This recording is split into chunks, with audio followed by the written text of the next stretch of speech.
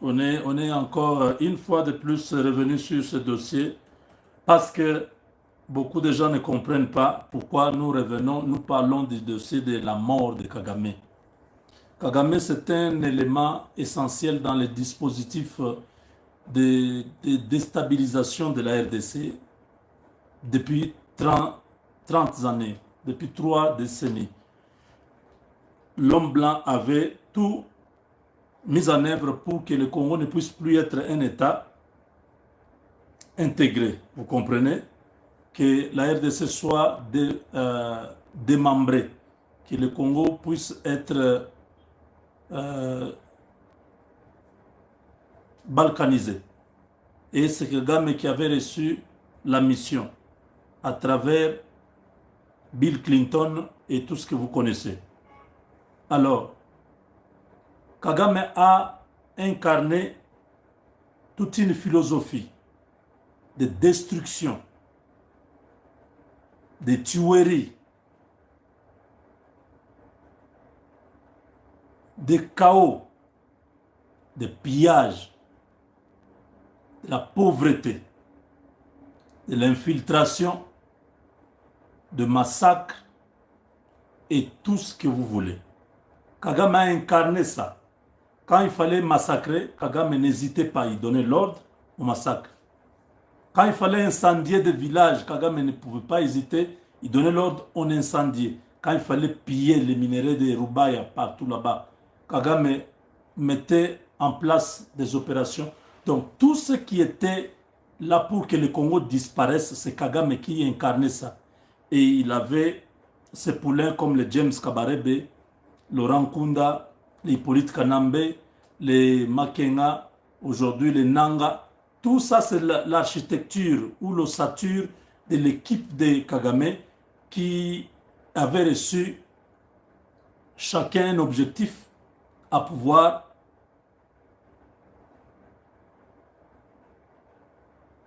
déstabiliser le Congo et arriver à désintégrer complètement cette nation-là.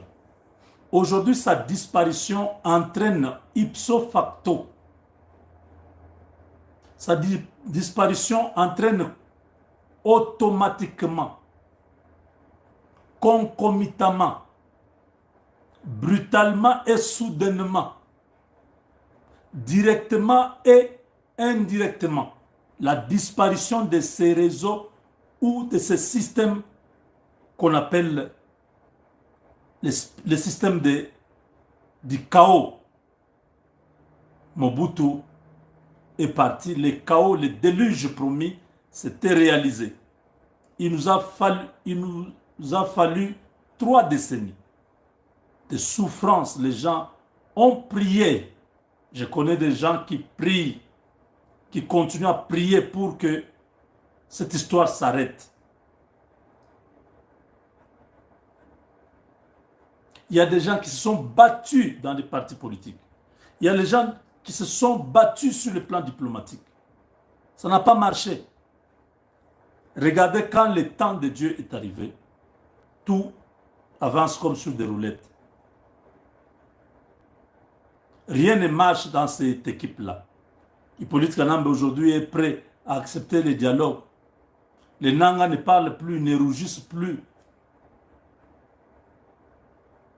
Tous ces criminels qui étaient à Goma, aujourd'hui, ils ne savent pas à quel sens se vouer. La disparition de Kagame aujourd'hui, c'est tout un nouveau, une nouvelle ère dans les Grands Lacs.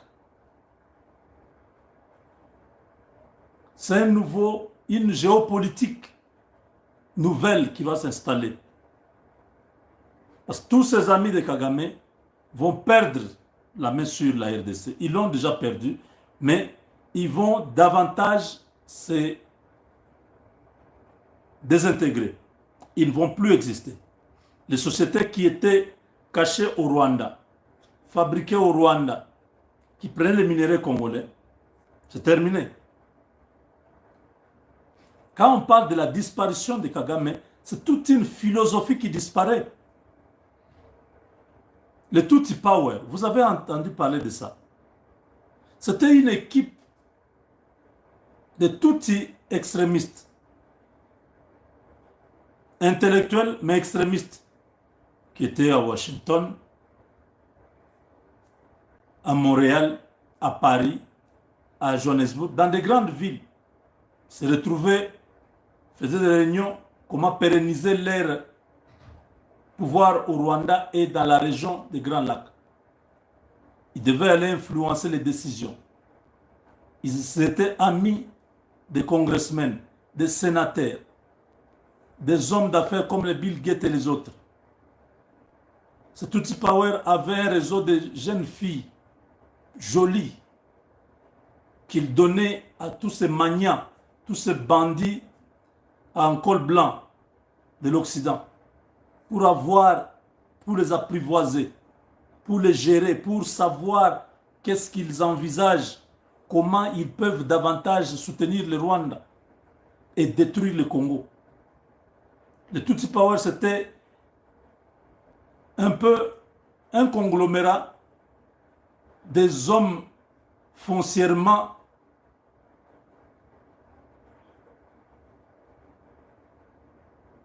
déterminés à en finir avec la RDC, même si Kagame partait, qu'un autre puisse prendre. Tutsi Power travaillait avec les autres qui étaient au Congo. La disparition de Kagame, ça entraînera la disparition de ce Tutsi Power. Parce que Kagame a incarné leur leadership. Il se cachait, personne ne le connaît. Ils ne sortent pas la tête. C'est Kagame qui était leur porte-flambeau. Il faisait tout pour faire avancer Kagame. Aujourd'hui, Kagame qui a accédé au pouvoir autour de 40 ans, qui est aujourd'hui dans les presque 70 ans,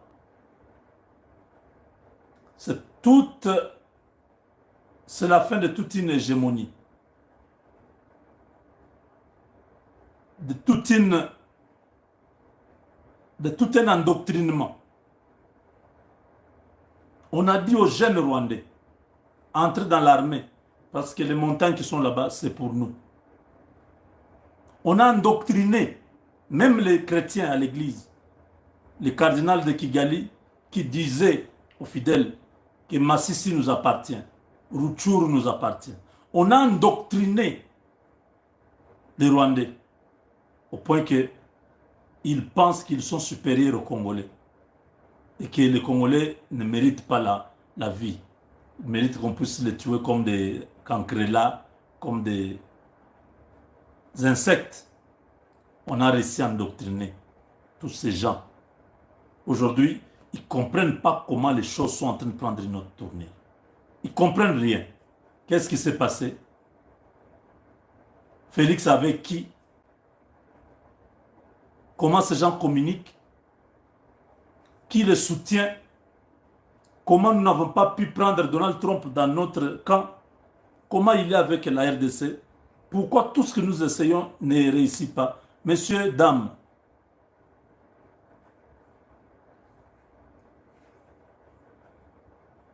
vous ne réussirez plus jamais. Le temps de Dieu est arrivé. C'est terminé avec vous. Et nous allons découvrir beaucoup à la fin quand Paul Kagame, quand on va annoncer sa mort.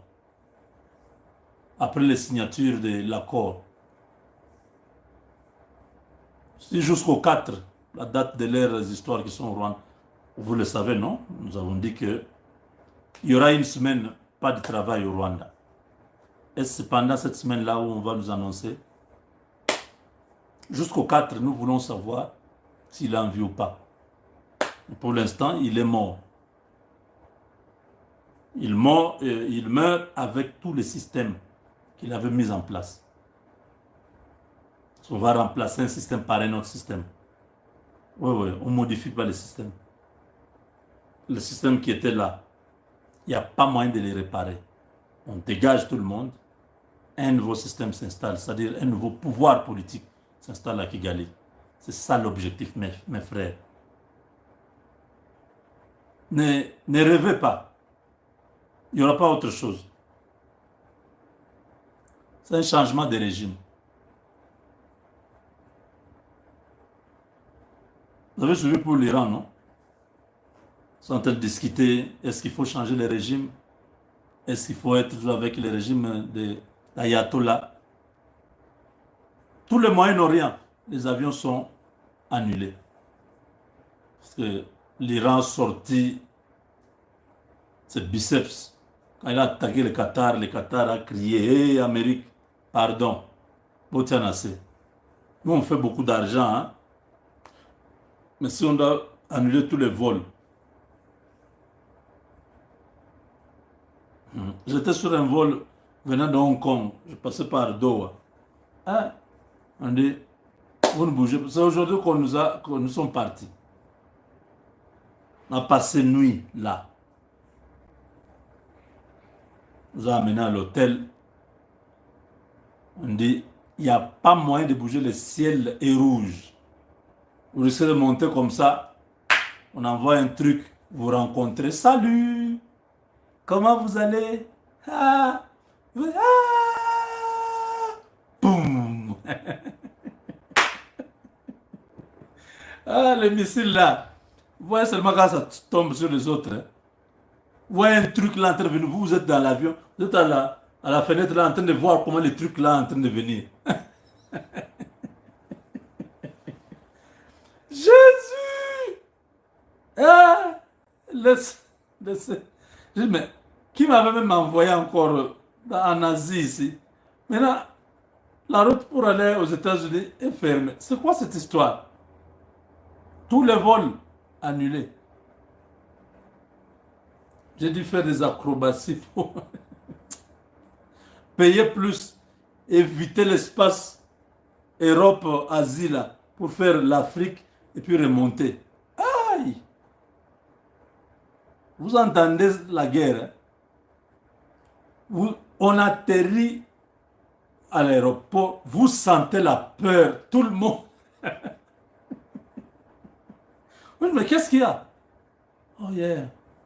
Un gars me dit, d'ailleurs, apparemment, on va nous évacuer, nous Américains. Je dis, ah, arrêtez votre histoire, là. Nous évacuer comment? Je dis, oui, on peut envoyer un avion militaire, c'est parce que la base militaire a évacué. Donc là, si jusque demain, les choses ne se sont pas calmées, on viendra nous chercher par avion militaire ici. Pour nous déplacer d'abord peut-être vers l'Égypte, là où il y a des bases américaines. Et de là, on peut rentrer. Je dis, pardon. Donc vous voyez, Israël cherche des problèmes, cherche que l'Amérique entre. Maintenant là, l'Iran se dit, ok, comme vous n'entendez pas, on va saluer tous les petits pays qui sont à côté ici. Bahreïn, Koweït, Qatar, les Émirats arabes unis, l'Arabie saoudite, les Oman. Ouais. On va saluer tous ces gens-là, vous allez voir. Ceux qui font la pression sur l'Amérique, ce sont les petits pays-là, les monarchies du Golfe, là, qui ont beaucoup d'argent. Trump était là dernièrement. Donc, vous comprenez, au Rwanda, c'est le changement de régime. La famille de Kagame là ment. Que ce soit ceux qui sont venus de Burundi ou de l'Ouganda. Personne ne va être là. Nous signons les accords avec les Américains. Tshisekedi au pouvoir. Vous allez continuer là-bas, vous, James Kabarebe. Jamais. On ne permettra pas. On va vous aider. Sachez-le, je vous le dis à haute voix. Il n'y aura pas ni les uns ni les autres. Vous allez tous partir. Nous avons besoin d'un nouveau leadership dans le pays pour faire avancer toute la région. Vous étiez avec Kagame pendant les 30 années. Il n'y a rien. Donc vous allez pérenniser son idéologie. Ce qui ne va pas marcher. Ils ont menti, ils ont publié la photo que j'ai mis là.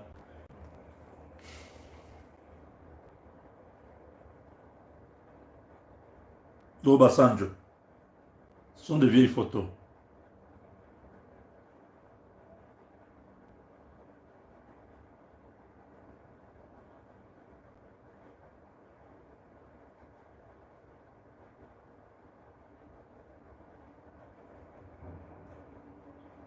Même en Ouganda, cet alcoolique ne va jamais remplacer Museveni.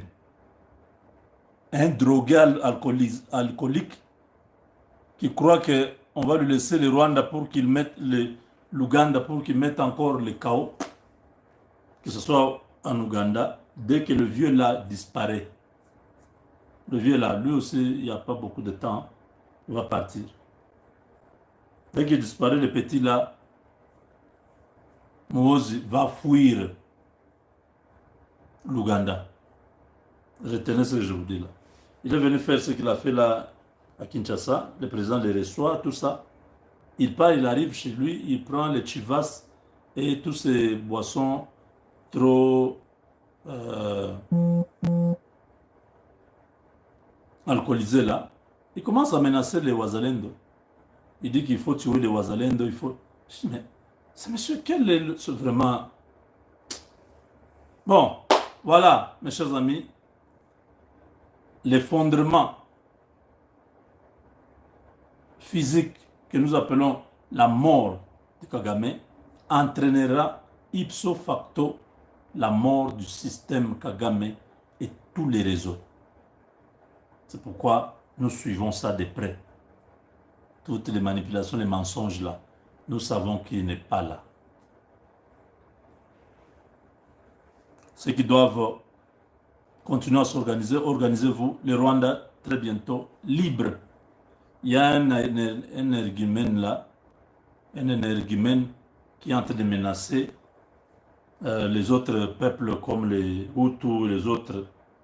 Il dit qu'il y aura génocide. Monsieur, tu joues avec le feu.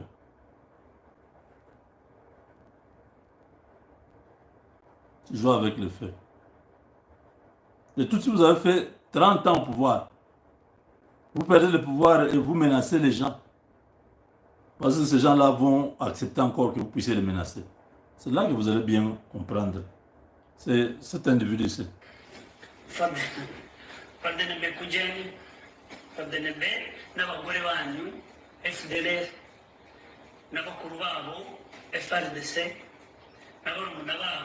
Wazaumbwa, wazakufa, wazabule.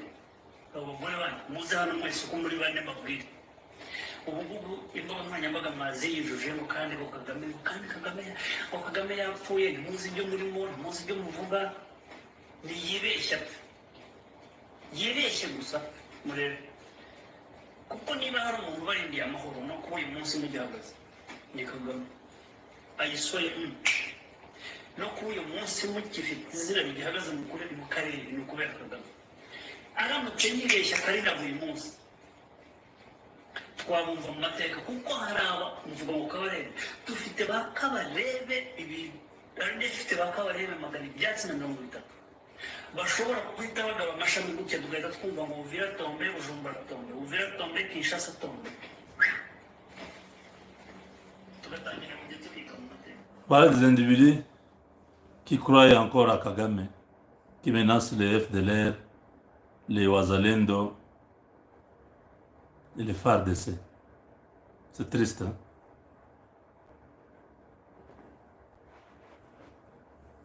Bon, les gens sont libres de dire ce qu'ils veulent. Mais c'est ce qu'on verra. Avec Dieu, nous vaincrons.